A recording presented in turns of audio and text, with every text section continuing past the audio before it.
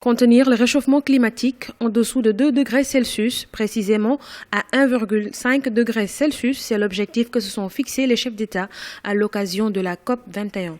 Les stratégies de lutte contre le changement climatique sont résumées par un accord. Après d'intenses tractations, le texte ne fera pas l'objet d'un vote formel, le consensus étant requis dans le cadre de la Convention climat de l'ONU. Le préaccord prévoit trajectoire des émissions autour de 1,5 degré Celsius au lieu de 2 degrés comme énoncé auparavant.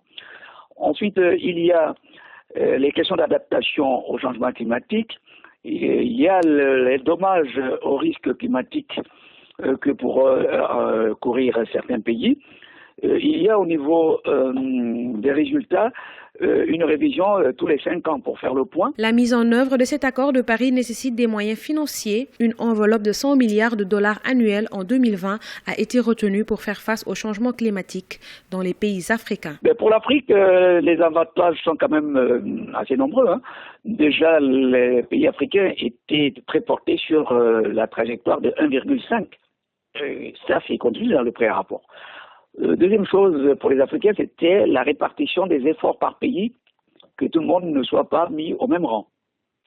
Une autre chose que l'Afrique réclamait beaucoup, c'était une révision des résultats en termes de bilan tous les 5 ans au lieu de 10 ans.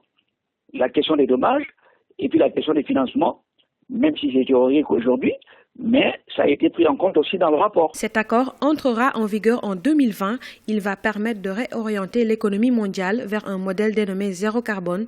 Une telle révolution implique un abandon progressif des énergies fossiles qui dominent largement la production énergétique mondiale.